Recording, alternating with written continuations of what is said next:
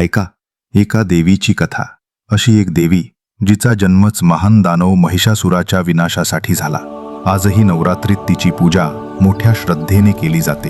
कारण म्हणतात, जेव्हा अंधार हद्द ओलांडतो तेव्हा स्त्रीच महाशक्ती बनून वाईटाचा नाश करते. खूप काळापूर्वी तिच्या उत्पत्तीबद्दल 2 वेगवेगळ्या कथा प्रचलित होत्या. पहिली कथा ऋषी कात्यायन यांच्याशी जोडलेली आहे. ऋषींनी रात्रंदिवस कठोर तपस्या केली.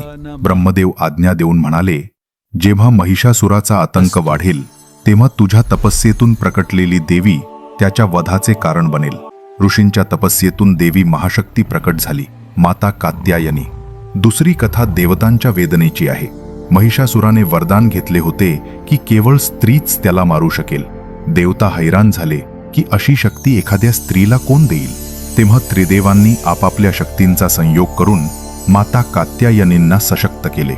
माता कात्यायनींचे 10 हात होते, ज्यात त्रिशूल, कमळ, खड्ग आणि इतर शस्त्रे होती.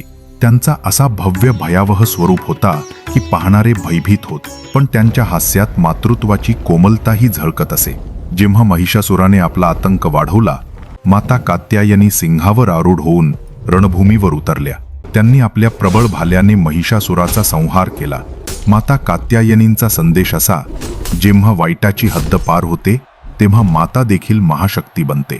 शक्ती आणि कोमलतेचा संगमच खरा विजय आहे. नवरात्रीच्या 6व्या देवी वंदन माता कात्यायनी.